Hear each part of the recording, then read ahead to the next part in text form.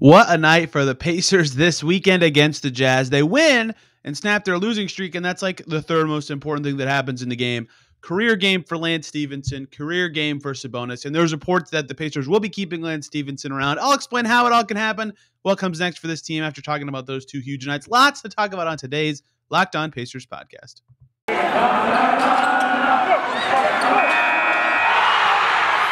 You are Locked On Pacers, your daily Indiana Pacers podcast, part of the Locked On Podcast Network, your team every day.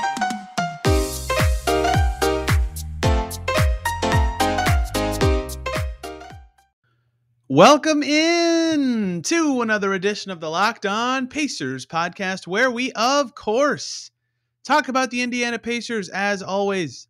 My name's Tony East. I cover the team for Forbes and the West Side Community News. And today, wow, oh wow, what a weekend it was for the Pacers. Only one game. They beat the Jazz. They somehow sweep Utah this season. Utah, top 3 team in the West, maybe a top 5 team in the league. Pacers sweep them, no problem. Despite their terrible season, that will remain one of the many flummoxing things about the Pacers this season. They beat the Jazz. That's like not even a story. I'll talk a little bit about the game, but not really, because Sabonis has a career-high scoring night by a pretty large amount, like 7 points. Lance Stephenson has a career-high assists game and is contributing in a major way, pushing on the doors of being a rotation guy when the whole team is playing. And there's reports that the Pacers will re-sign Lance for the rest of the season, as if logic didn't already dictate that after 2 career games for him. So I'll talk about all that today. The game, the Sabonis, Lance, more Lance.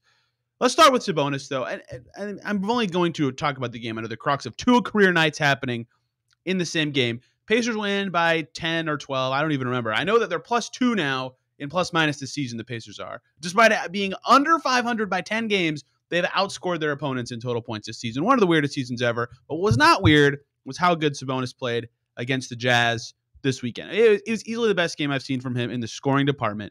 22 shots. He makes 18 of them. He made his first 10 shots of the game. It was the most shots he's taken in a game this season by 3, right? They were just feeding him. And I asked him after the game, hey, is there a moment you kind of were like, wow, I'm feeling it, I should keep going? He was like, nope, just kind of played my game, let the ball come to me, played the way I want to play. My teammates did a good job setting me up, and they could tear through them. And, the lead being buried here is Rudy Gobert was out, who's done a good job defending Sabonis his whole career. But that, Hassan Whiteside's been a good defender in his lifetime in the NBA, and Sabonis still punked him. And Sabonis has played against smalls before and not scored 40-something, 42 to be exact points in a game. So regardless of who was in or out, easily his best offensive performance of the season. He finishes 18 for 22. So even after starting 10 for 10, makes 8 of his next 12 shots. And in the second half, the Jazz were sending double teams his way like crazy. And he only finished with 3 assists, but a ton of hockey assists, ton of potential assists as he guided the Pacers in a substantial way.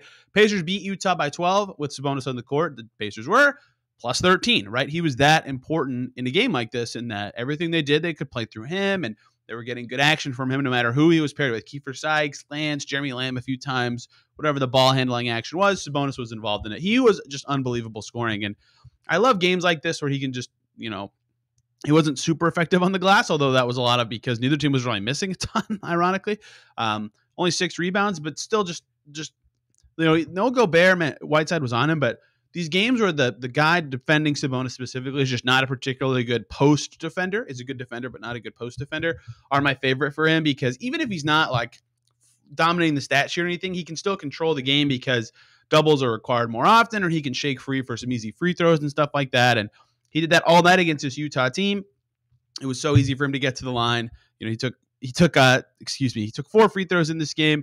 That's actually less than I thought when I said that, but he, just spinning around guys, drawing doubles like crazy. He made quick decisions, hitting cutters out of those doubles as well. It was really impressive for him. And there's a reason that Carlisle kept turning to him. He played 37, almost 38 minutes in this game. It was just a dominant performance. And after the game, we didn't get to talk about him a ton because Lance became the story, and he will be in the next segment. But Lance was a big part of Domas's story as well. So I'm kind of combining this into one thing here. But we have talked, and by we I mean me and several others really, but on this show I have talked about for years that Sabonis, one of his best skills that isn't really stat measurable too much, is that he's one of, if not the best screeners in the NBA. He is so good at getting his body onto the defender and actually making contact in a way that lets the ball handler get open or get a small advantage, or just makes the defense has to react in some way, right? If you don't make contact with your screen, the defense can easily switch or just slide over. It's like it didn't even happen.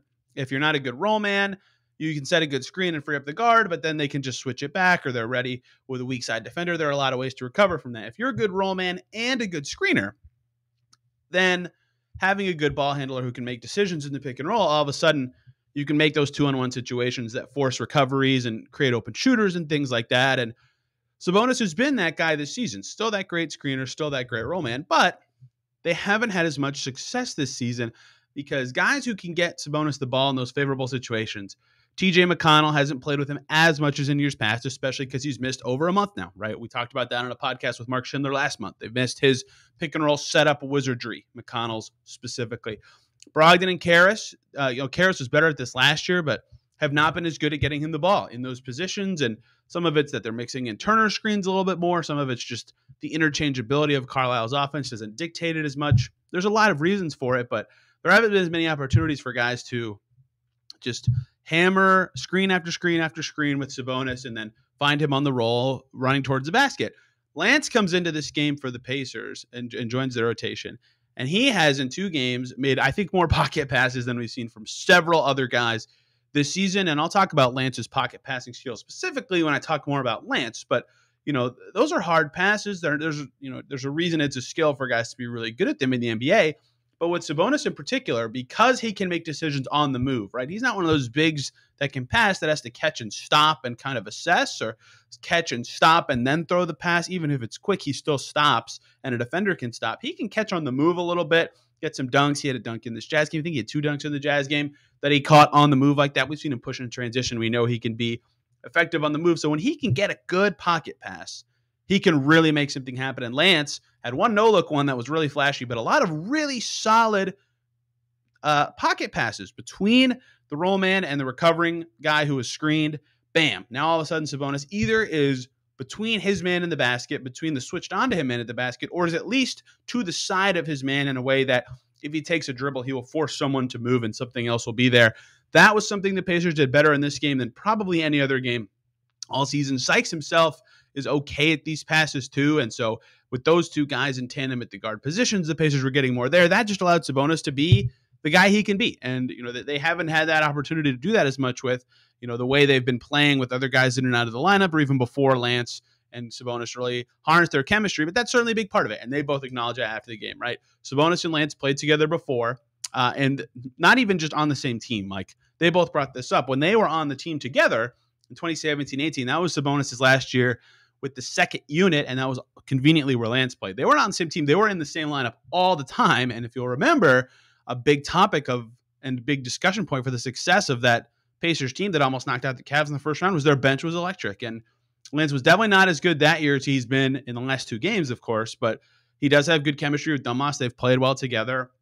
They've succeeded together and been a part of some successful Pacers teams. So right away, they get slammed into the lineup a few more times, and they didn't know each other quite as well right away. It took Lance a little bit of time to catch up and all that stuff. But once they got their chemistry going, that really helped Sabonis to be awesome in this game. But it wasn't just Lance. Everybody was getting Sabonis the ball in the right places. He acknowledged that himself. And his screens were good. He made 3 threes, like all the stuff that contributes to his own success, making the jumpers, doing the passes, things like that. He did all that as well. But Lance was a big part of getting him the ball in those advantageous positions that he can thrive in. And then another part of it is post-entry passes, something that I've talked about the Pacers really thinking at this year. A lot of guys who played in this Pacers-Jazz game seem to be a little better than that than the guys that are typically playing for the Pacers, which is ironic because those guys are better passers and creators in general. But we said Kiefer Sykes throwing some good post-entry passes since he joined the rotation. Dwayne Washington continues to impress me. He's thrown some good post-entries. Obviously, Lance has. Lamb threw a couple of them in this game, ironically. This was actually Jeremy Lamb. Over half his points were free throws against the Jazz, but he played a quietly very good game. Carlisle called that after the game. He didn't shoot too much, but he was a big plus in this game, at least in terms of the stats and his impact on the game. He played quite a bit more in his first game back from the health and safety protocol. So credit to him. He was a big part of Sabonis' success as well. Pretty much everybody was. So Sabonis was excellent. Career night for him. Well-deserved. I mean, he couldn't miss from anywhere, including the threes. He was setting up his teammates well. He was freeing up guards as well, like a lot of decent scoring nights from those guards, right? Obviously, Lance himself with 16. Dwayne has 16. Justin Holiday wiggled free around some Sabonis screens for some three-pointers. He had 15. Chris Duarte in his first game back finishes with 9 as well. Like, a lot of guards were able to get good looks because of the screen Sabonis was setting, and he himself was able to dominate Utah because, of course, he had 42 points and he couldn't miss. Full credit to him. Best offensive output game of his career, and maybe just in general the best game of his career. And there could be more of these. Lance is still on the team. Tonight against Boston still will be on the last day of his 10-day hardship deal. And I'll talk about the contract stuff at the end. But Lance Stephenson has had a wonderful most recent 2 games. He's been the story of this team, frankly. And I want to talk about his career night that he had against the Jazz in the passing department, what his teammates are saying about him, what Rick Carlisle is saying about him. And then in the end, we'll talk about the future of him and his contract with the team. But first, let's talk about the good folks over at Built Bar, because Built Bar is making the best tasting protein bars ever. And I'm not just saying that, I mean it. I've had tons of listeners of this show tell me that they love them. They taste like a candy bar, maybe even better than a candy bar, and they make it easy to stick to your New Year's resolution because it tastes so good you'll want to eat it. Unlike other protein bars, it can be chalky or waxy or taste like a chemical spill. They're just gross. But Built Bars are not like that. They're delicious. There's a ton of awesome flavors. I love the peanut butter brownie. I love the mint chocolate. And they're all really healthy as well. 130 calories, 4 grams of sugar, 4 net carbs, and 17 grams of protein. Compare that to a candy bar with twice as many calories, way more sugar, and dozens of net carbs. You got to try Built Bar yourself. Go to Built.com. When you check out, use the promo code LOCKED15, and you'll get 15% off your order every single time you use that code LOCKED15 for 15% off at Built.com. Thank you for making Locked On Pacers your first listen today. For your second listen, let's go check out Locked On Celtics. Get the Pacers opponent preview for the next 2 games. They've got the Celtics on consecutive games, 1 in Boston, 1 at home. I was going to do a Boston preview for today's show, but had to pivot because of the game that the Pacers had against the Jazz with 2 career nights, with some records for guys, sweeping Utah. It merited a different change of pace for the show. And also, YouTube watchers, thanks for watching there. As you can see, quite the new setup for me as I redid my guest room and got a new webcam. So things actually look good on this end for once.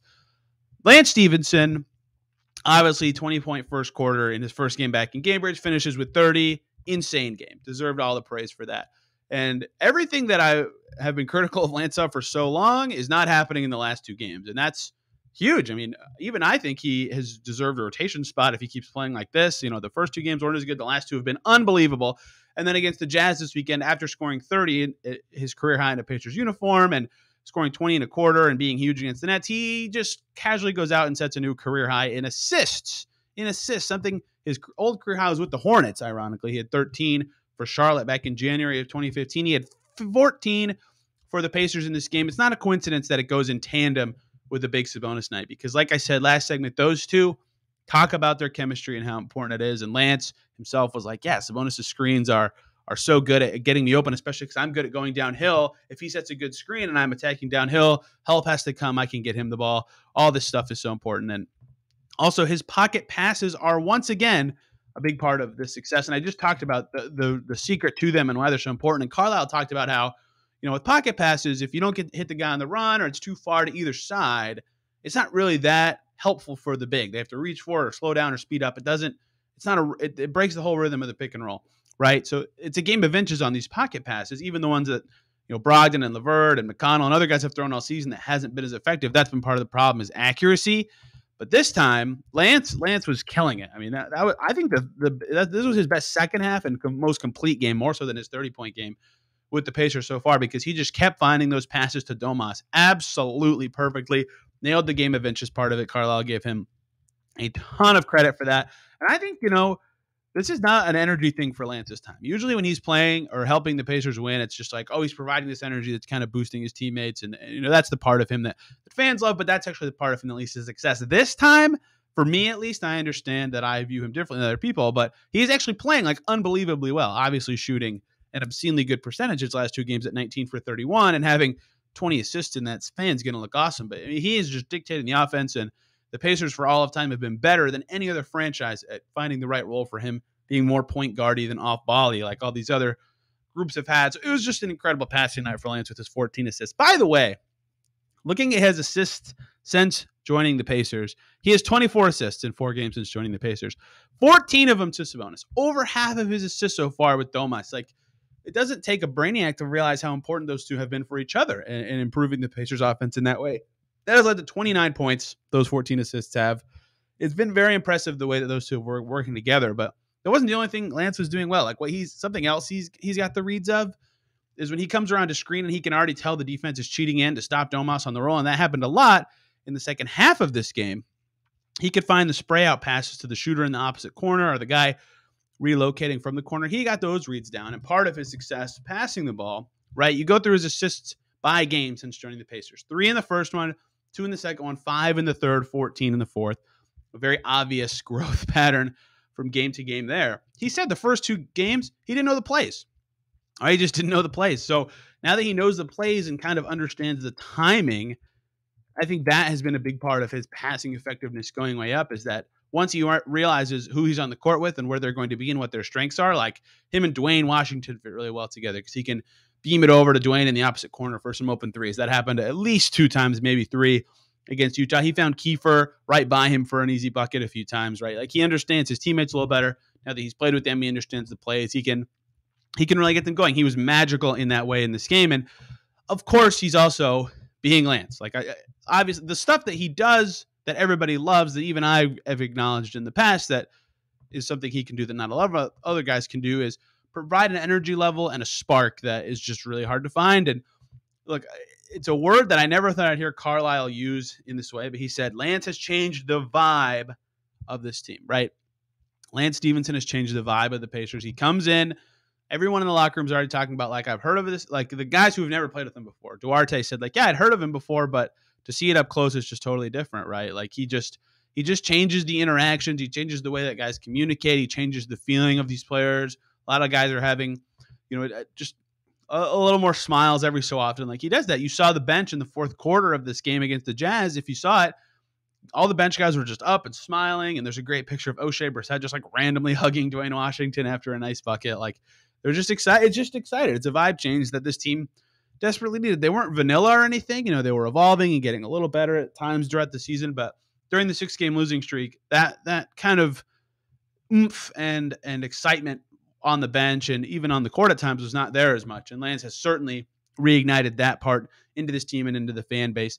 And Rick Carlisle saying that, I mean, that has to mean something when your coach even acknowledges, hey, look how good it is that we have the right energy now. We have the right guys going around. So huge Lance passing game. And that doesn't even that kind of sells short what he did. I mean, like Domas, who was plus 13 and 12-point win, Lance was plus 14.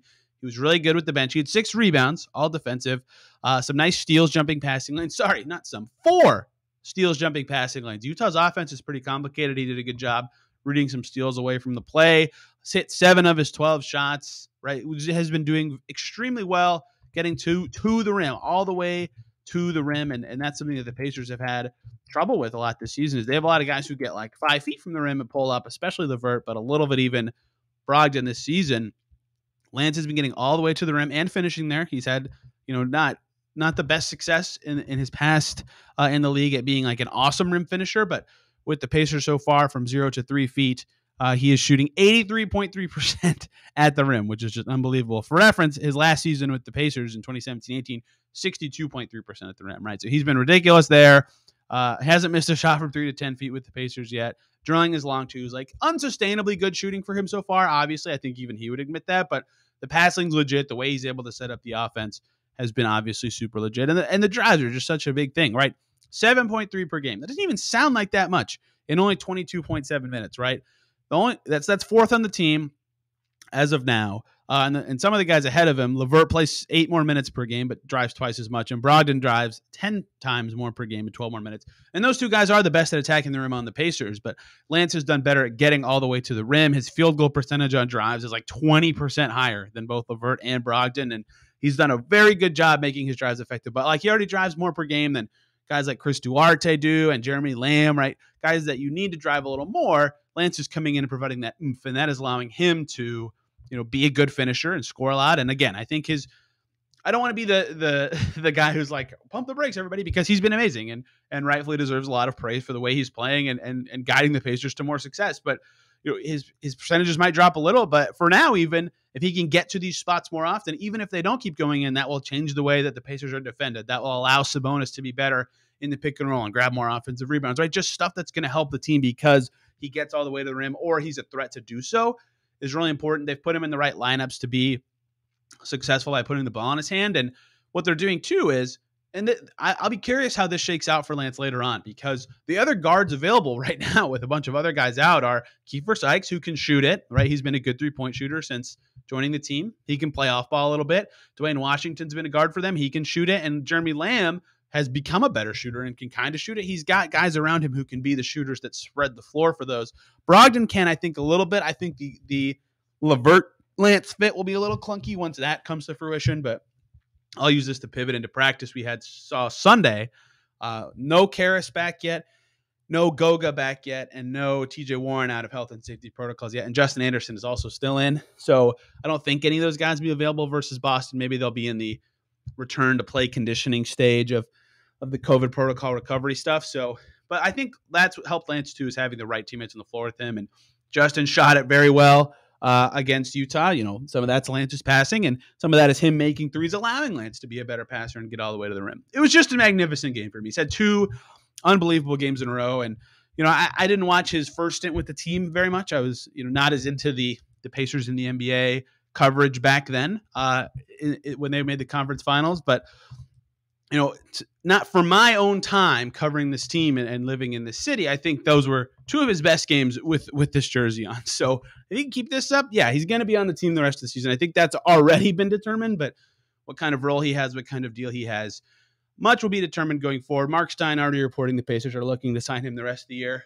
Let's talk about what the Pacers could do contractually, how it could impact him and his future with the team for the rest of this year and into next year, and how the Pacers might try to navigate it with the trade deadline coming up and all this stuff.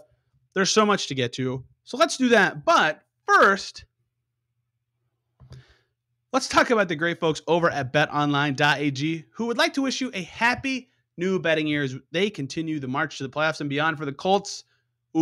Not a good march to the playoffs and beyond, but BetOnline is still the number one spot for all the sports wagering action for 2022. New year and a new updated desktop and mobile website. To sign up today and receive your 50% welcome bonus on your first deposit, just use the promo code we give you, Locked On, all one word, to get started. Football, basketball, hockey, boxing, UFC, your favorite Vegas casino games. BetOnline.ag has all that and more. Don't wait to take advantage of all their amazing offers available for 2022. BetOnline is the fastest and easiest way to wager on all your favorite sports. BetOnline is where the game starts. The murmurs and the rumblings are already happening, and Mark Stein, former of the New York Times, now doing his own Substack. I believe it is just called the Mark Stein Substack at this stage, reporting earlier on Sunday that the Pacers will be trying to keep Lance Stephenson for the rest of the season. The exact phrasing on his tweet is, the Pacers are expected to keep Lance Stephenson for the rest of the season, thanks to his very strong play in his third Indiana stint that has won admiration for Pacers head coach Rick Carlisle. Carlisle's loved Lance so far. He talked about talking to KP and learning a little bit about Lance before he joined the team, but he's still been, better than anyone even imagined. Even probably Lance himself, honestly, is impressed with his own performances. So that's not a surprise, right? Good for Mark to get the sourcing. But the other part of the sourcing is logic, that he's been amazing, and they cut Keelan Martin a couple days ago. Seems obvious that Lance is in the plans for the Pacers, at least for the rest of the season. And even I, historic Lance detractor, will admit that in a season of fan apathy and general sluggishness from a 15-25 team is the perfect time to sign a guy like Lance Stephenson. So this is the year to do it. This is the year for the reunion, and this is the time. So what can they do? How can this work out? What is this going to look like for Lance the rest of the season? So it could be really simple. His hardship, it's today. If you're listening on Monday the 10th, today is the last day of his hardship. He can play against Boston in Boston. After that, his hardship is over. And on the 11th, they can sign him to a new deal. So unfortunately, COVID is still ravaging the team. Kind of fortunately, though, for the Pacers is that they have 4 guys in protocol still. If that's still the case come Tuesday, if come Tuesday they still have at least 2 guys in protocols, which may not happen. Torrey Craig has already returned, and a couple of those guys have been in protocols for a while. But it's possible they could sign Lance to another 10-day hardship deal. And the advantage to that for the Pacers, I'll explain this all, because I know a lot of fans just say, get it done, get it over with, don't do any dancing, just get Lance on this team for the rest of the year. That's easy. They can give him a minimum deal for the rest of the year. They could give him the rest of their mini MLE for the rest of the year. And I'll talk about the advantages of that later. But like nothing is stopping the Pacers from doing that. They could just say, yep, here you go. The difference between the mini MLE and what they paid Torrey Craig is about $1 million. They could do that. No hard cap issues, no tax issues, nothing like that. Boom, done. Here you go. Here's your money. We got it. Right? That's totally plausible. And I'll talk about the pros of that later. But what they could do is on Tuesday, because they're allowed to, I think if they still have a guy in COVID protocol, sign a replacement player, they could give Lance a 10-day hardship. That counts nothing against the cap for the Pacers at all. And then when that ends, assuming no one's in COVID protocols at that point, ideally, knock on wood, no one will be for this team, then they can sign him to an actual 10-day, a regular one with the Keelan Martin open roster spot. And then they could do that again when that ends. That is 3 10 days. That's 30 days, right? You can only normally sign a guy to 2 normal 10 days before you have to sign him for the rest of the season during the season. But a hardship deal allows you to extend that timer. And the reason that's important is if they give him the next hardship on the 11th, that gets him through January 20th. And then if you give him the next normal 10-day on the 21st, that gets you to January 30th.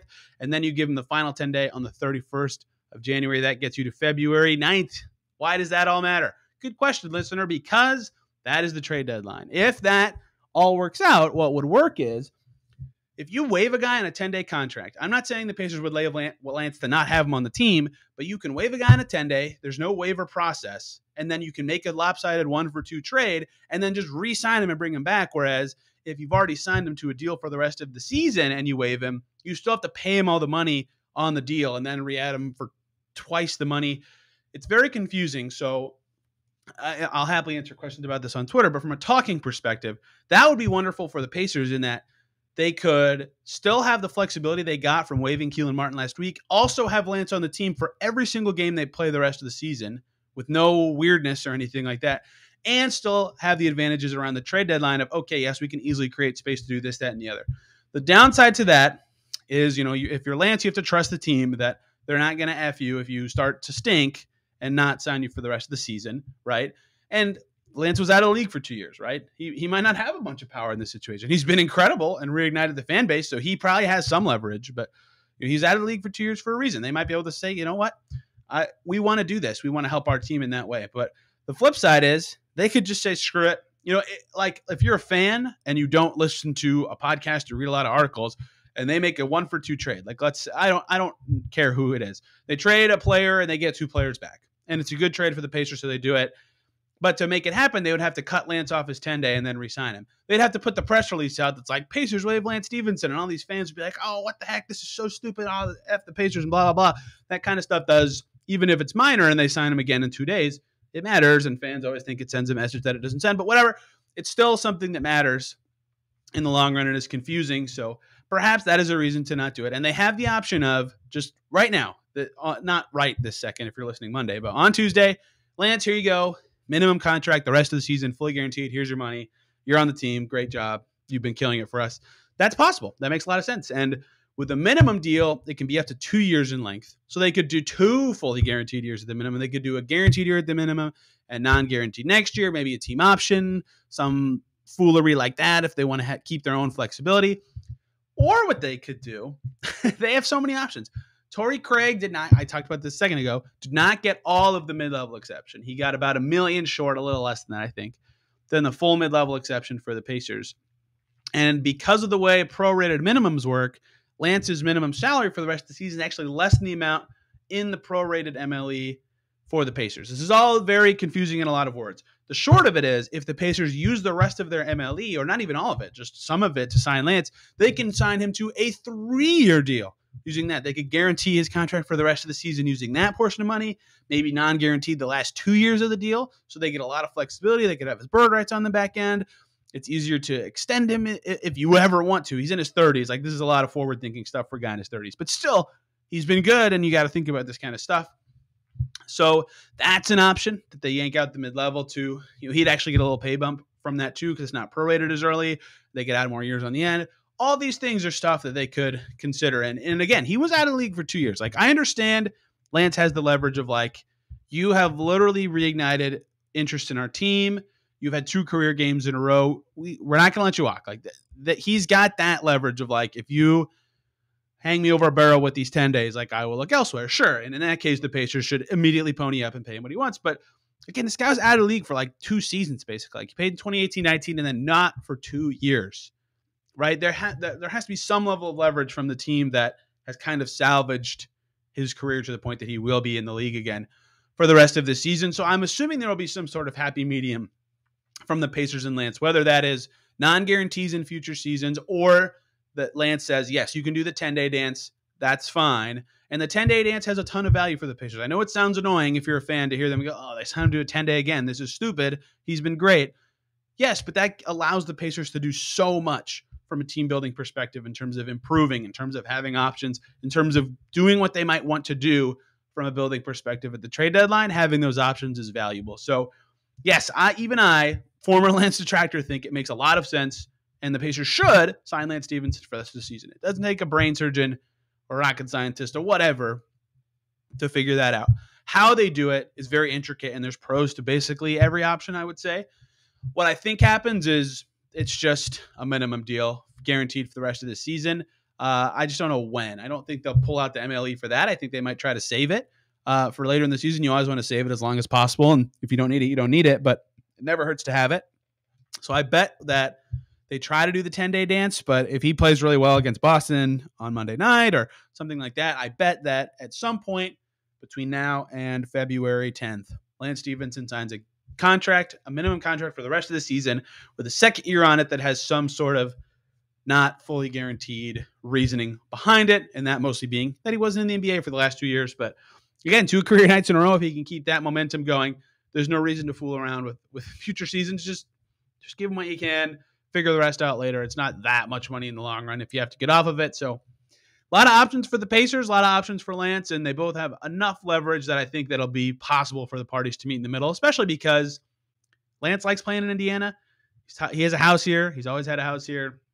His franchise is the one that made him, and he realizes that he's admitted that the jersey here in the court gives him powers, and he has good synergy with Sabonis. That's the reason this game was so impressive for both guys. So I think something will get done for sure. What it is, if it's full on, this helps the Pacers, I think it'll be 3 10 days, and then he's signed for the rest of the year.